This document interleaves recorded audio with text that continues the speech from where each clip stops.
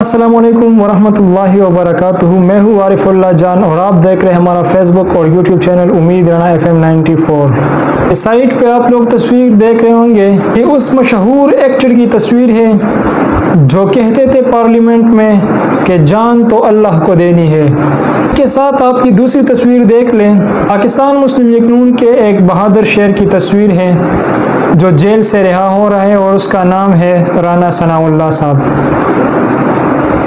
دونوں تصویریں جو ہے وہ رہائی کے ہیں، ایک رانا ثناء اللہ کی جیل سے رہائی کی ہے اور دوسری تصویر شہریار افریدی کی جیل کے رہائی سے ہے۔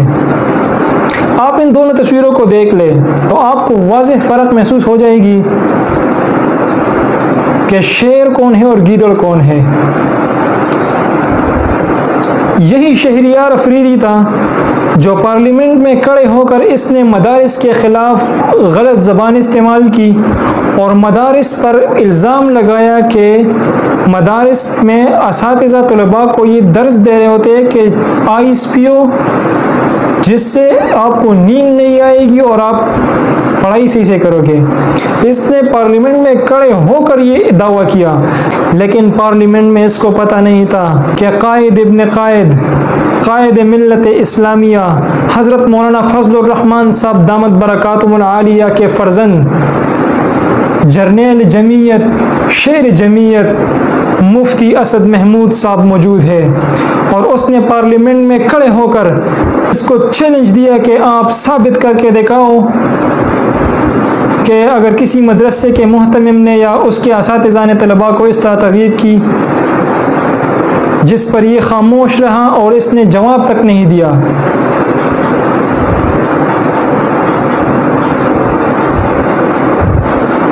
یہی بڑے بڑے دعوے کر رہا تھا پارلیمنٹ ہاؤس میں۔ بہت سے لوگ آئے اس پارلیمنٹ ہاؤس میں اور انہوں نے مدارس کو بدنام کرنے کی کوشش کی، لیکن جو ادارے اللہ کی رضا کے لیے کام کر رہے ہوتے ہیں، جو ادارے اللہ کے دین کے خادمین کو پیدا کر رہے ہوتے ہیں، ان افراد کو تیار کر رہے ہوتے ہیں جو اللہ کے دین کو تمام عالم انسانیت تک پہنچانے کا کام کر رہے ہوتے ہیں۔ جو بھی اس کے خلاف پروپیگنڈا کرے گا، اللہ اس کا انجام اسی طرح کرتا ہے۔ آپ اس تصویر میں دیکھ لیں کہ کس طرح اس کا انجام اللہ نے اس طرح کیا ہے۔ یہ اور کچھ بھی نہیں ہے، یہ صرف وہی آزار لگا ہے اس کو کہ جو اس نے مدارس کو بدنام کرنے کی کوشش کی۔ یہ جب پہلے گھومتا تھا اتنا متکبر انسان تھا کہ اس کی تکبر کی کوئی حد نہیں تھی۔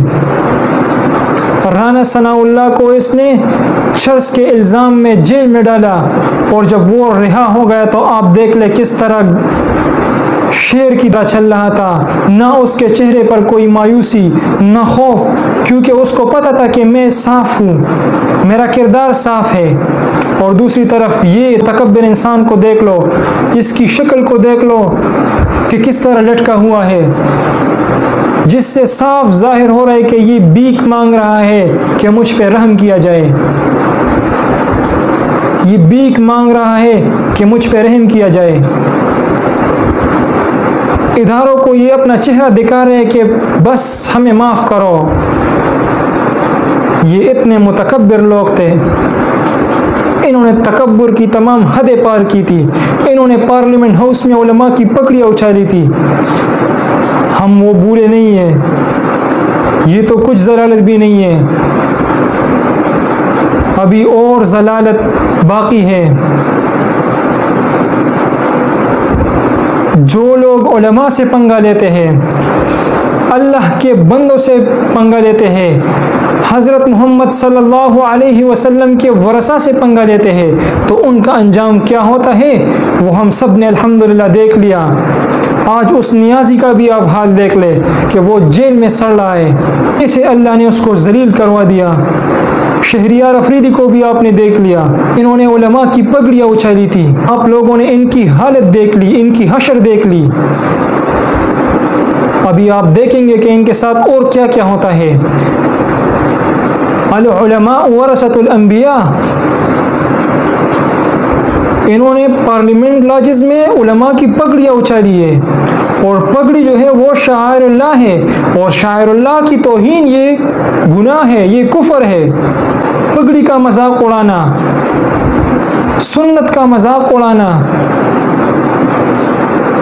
مسند رسول صلی اللہ علیہ وآلہ وسلم کا مذاق اڑانا، یہ کفر ہے، کفر۔ اللہ نے ان کو ذلیل کیا، اللہ نے ان کو بے نقاب کیا، اور ابھی اور ضلالت باقی ہے ان کی۔ یہ اپنی زندگی میں اچھا دن نہیں دیکھ پائیں گے۔ یقین جانے مولانا فضل الرحمان صاحب کے ساتھ اتنے اختیارات تھے کہ وہ ان کے خلاف کارروائی کر سکتے تھے، لیکن یہ تو علماء ہے، اللہ نے ان کو بہت بڑا سینہ دیا ہوا ہے، ایسا سینہ دیا ہوا ہے، وسیع الظرف لوگ ہیں یہ لوگ۔ خدا کی قسم ایسے علماء میں نے زندگی میں نہیں دیکھے۔ کیا کچھ نہیں کر سکتے تھے یہ ان کے خلاف، لیکن انہوں نے کچھ نہیں کیا، انہوں نے اللہ پہ چھوڑا کہ اللہ ہی بہتر فیصلے کرنے والا ہے، اللہ ہی بہتر جانتا ہے۔ اللہ نے ان کو ذلیل کر دیا، ذلیل و رسوا کر دیا اللہ نے ان کو۔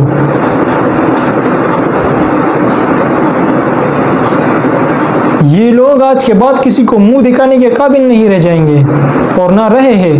نیازی کو اللہ نے اپنی بیویوں کے ذریعے سے بدنام کر دیا کہ ایک بیوی نے اس کے اوپر پوری کتاب لکھ لی، اور دوسری بیوی نے ڈائری، اور کچھ باقی ہے جو آئے گا سامنے۔ یہ آہستہ آہستہ سامنے آئے گا۔ علماء تو ہمارے سروں کے تاج ہے، علماء کی ہم عزت و احترام کرتے ہیں، یہ عزت و احترام کے قابل لوگ ہیں، وہ ہمارے دین کے خیر خواہ ہے، ہمارے ملک کے خیر خواہ ہے، ہمارے خیر خواہ ہے، وہ کسی کا برا نہیں چاہتے۔ تو میری آپ سے کائنڈلی ریکویسٹ ہے کہ علماء کی قدر کریں، احترام کریں، یہ لوگ قدر و احترام کے قابل لوگ ہیں، یہ انبیاء کے ورثہ ہے، ان کی تعظیم ہمارا حق ہے کہ ہم ان کو عزت دیں،